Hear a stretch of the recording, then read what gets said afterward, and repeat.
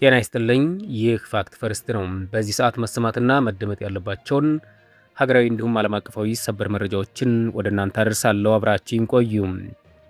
የዓለም ጤና ድርጅት በአማራ ክልል ለተገደሉ 3 የጤና ባለሙያዎች ገለልተኛ ምርመራ እንዲደረግ ጠይቋል። ማህበሩ የታሰሩትና የታገቱ ባለሙያዎችም እንዲለቀቁ ጥሪ አቅርቧል።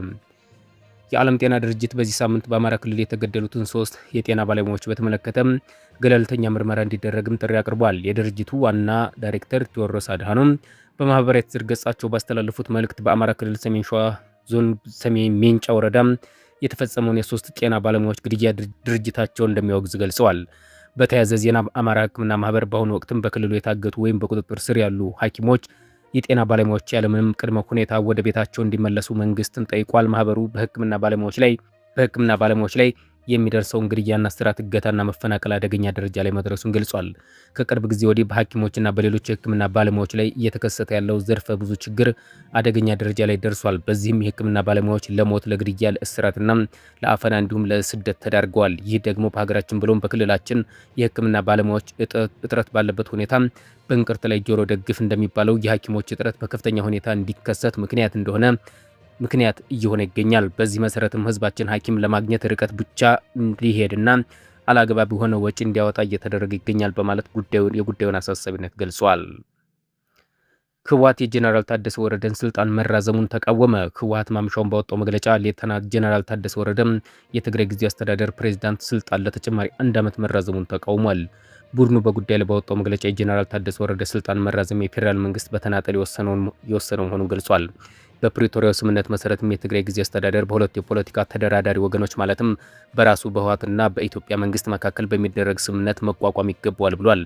ላለፉት 3 ዓመታት የቆየው ጊዜያዊ አስተዳደሩ በስምምነቱ ድንጋጌ መሰረትም በህወሓትና በኢትዮጵያ መንግስት መካከል በተደረገው ውይይት የተቋቋመ እንደነበርም ገልጿል።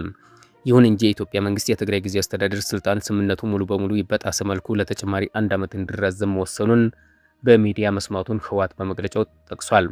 የጄኔራል ታደሰ ወረደ ስልጣን መራዘም ላይ ምንም አይነት ፖለቲካዊ ውይይት ያልተደረገበት ያለው ቡድኑም ያለ እውቅናና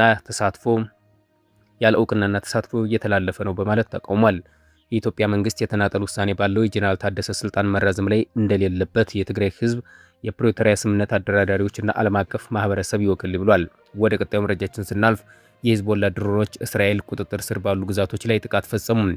በሊባኖስ ታጣቂ ቡድን ሂዝቦላና በእስራኤል መካከል ያለው ውጥረት ከፍተኛ ደረጃ ላይ በደረሰበት በዚህ ወቅት በዛሬው ዕለት በርካታ የሂዝቦላ የጥቃት ድሮኖች በሰሜናዊ እስራኤል የሚገኙ ወታደራዊ ስፍራዎች ላይ ማጥቃታቸው ተነግሯል። ሂዝቦላ ባወጣው መግለጫ መሰረትም አዳሚት የተሰኘው ወታደራዊ ጦር ሰፈርና ሌሎች የጠላት ወታደሮች የሚገኙባቸው ቦታዎች በድሮን መንጋም መደብደቡን አስታውቋል።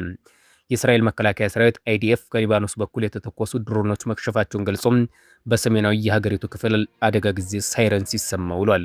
ይህ ጥቃት የመጣው በየካቲት ወር መጨረሻ ጀምሮ በቀጠናው የተቀሰቀሰው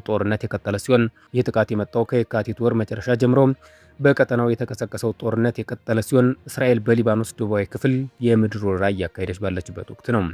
ሂዝቦላ ጥቃቱን የፈጸመው ሊባኖስና ህዝቧን ለመከላከል እንዲሁም እስራኤል የተኩስ አቁም ስምምነቶችን ጥሳለች በሚል እንደሆነ ገልጿል። በቅርቡ በቤሩት ላይ የተሰነዘረው እስራኤል ጥቃት ለግጭት መቀስቀስ ተጨማሪ ምክንያት ሆኗል። የተባበሩ መንግስታትና ዓለም ሀያላን ሀገራት ግጭት ወደ ሰፊ ቀጠናዊ ጦርነት እንዳያመራ ስጋታቸውን እየገለጹ ይገኛሉ። በተለይም በኢራንና በእስራኤል መካከል ያለው ቀጥተኛ ፍጥጫ ሁኔታውን ይበልጥ ውስብስብ አድርጎታል።